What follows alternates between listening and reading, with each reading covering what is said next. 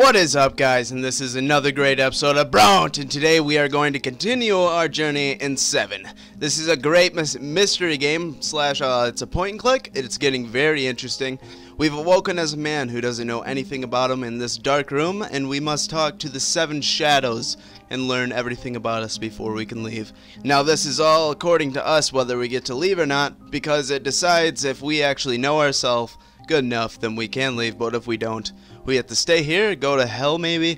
I'm not quite sure, but let's just jump right back into this one. If you haven't seen the first episode, go watch it. It should be right down, well, it should be right here in the annotation. Alright, here we go. You reached the door. So this is after we left the first room. We're gonna knock twice. Come now. Did you not remember what Belphegor said? Whoa! It irritates me so when those are in need of help are the ones least likely to ask for it. Knock 3 times. I'm glad you remembered the knock. I was gonna say, Belphegor didn't say anything this about meeting it. wouldn't have ended very brilliantly. For you, anyways. Oh, you threaten me, motherfucker? Huh? You wanna come out here and fight me? No? Alright, just tell me your story. That's all I need to know. The door swings open on shrill hinges to reveal nothing but shadows and the silhouette of a dark man. His stature gives off a stately appearance, although you cannot make out exactly what he is wearing, or whether he is old or young. Where is he? I want to see what he looks like. The room is similar to the last one you found yourself, and albeit this one is better lit, stone walls and floor, and two doors opposing one another. The murky form that opened the door for you was standing in front of your exit. In the middle of the room, you walk closer to him. Oh shit. So are we gonna get to meet him now? Chance. Who the one that Belphegor had made for. Excuse me. Yes, I am Chance, one Belphegor had no use for. No use for? What do you mean? Dear Wanderer, do you think that you are the only one that has ever landed themselves here? There are many brave fools such as yourself that have passed by all of our brethren. Brave. They keep saying brave. Some are more familiar to my brother, Belphegor, while others, like yourself, are more akin to me. I am known as Mammon, the Avaricious. The Avaricious. I don't know what that means. I wish I did, What kind of though. name is that?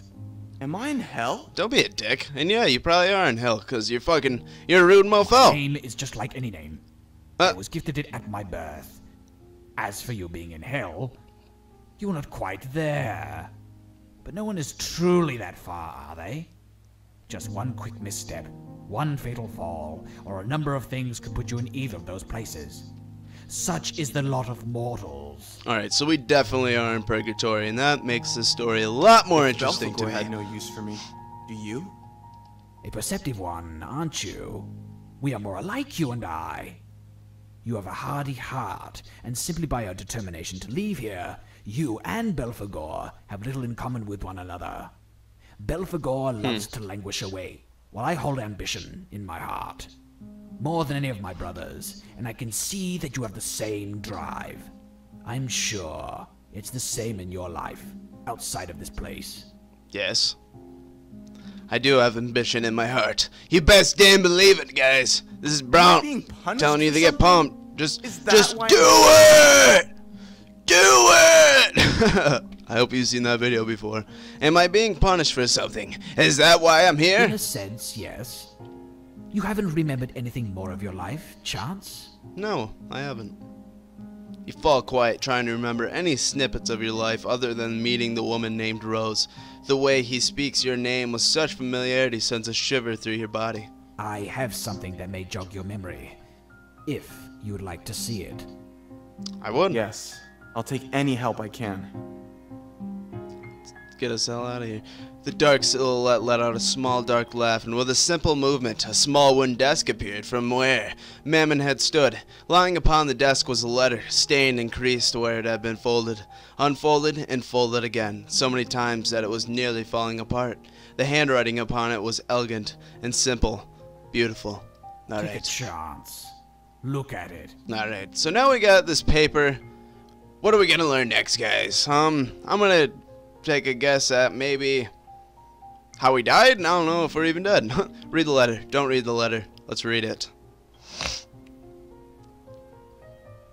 Dearest Chance, I am writing this letter. Dearest Oh, Chance. she's gonna read it. All right, all right. I am writing this letter to remind you of how much I miss you.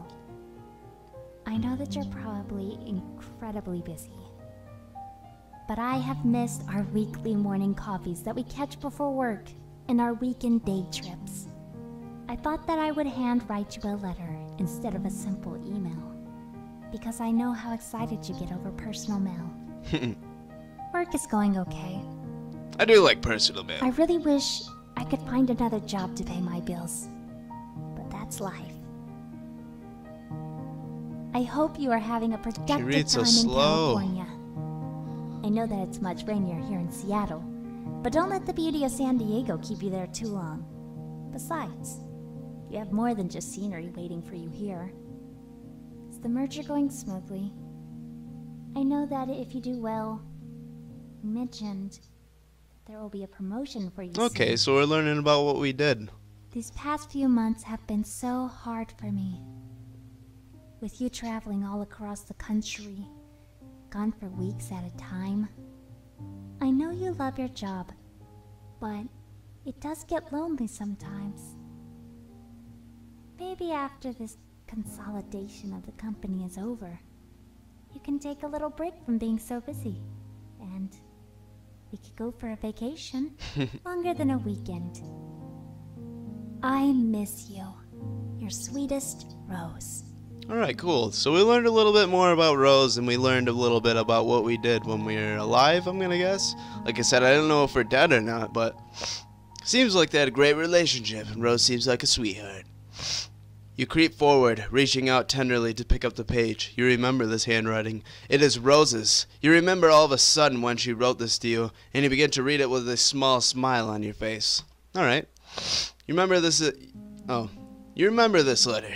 You were a newcomer to a huge firm that represented the Webb and Barclay Company and merging the acquisitions department. You have been taking on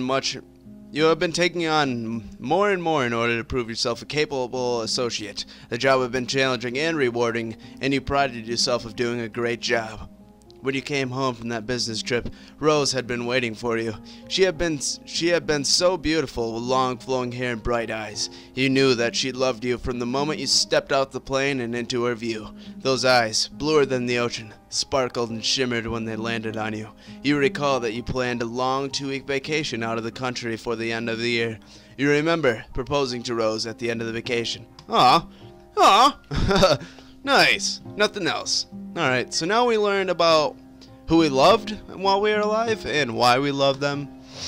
And a little bit, some other stuff about Rose herself. You don't even remember if she answered you or not. What happened to her? You've learned so much, but it only leaves more answers for you to seek. You must get back to Rose. We will! We'll get back to her! Now! Forever! So, it seems that you've begun to remember even more. Yes, I have. Now do you see that we are similar? We thirst for wealth, for status, for power. Is this Beware guy of Greed? hunger, for it may consume you in the end. What would the other guy be? You may leave now. When you exit the door, there will be stairs to your right. Take them all the way to the top. And my sister...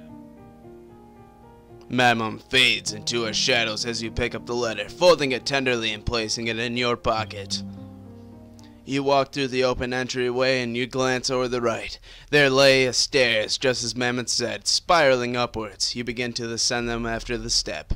Alright guys, I'm going to end this episode right here to keep these episodes at about 10-minute marks, at least for these indie games, because I know you guys got other stuff to do. But I'd just like to say thanks for watching this new series. I'm really hoping you guys are enjoying it. I'm enjoying it. I like the story. I know it's a really slow game, but it's going to get better and better with each new shadow that we meet. We've met 2 now? Let's see. We got 5 more to go. Alright, so 5 more little episodes of this game. Hope you guys are enjoying. Stay tuned for more Bront. And like always, from Michigan, have a great day, guys.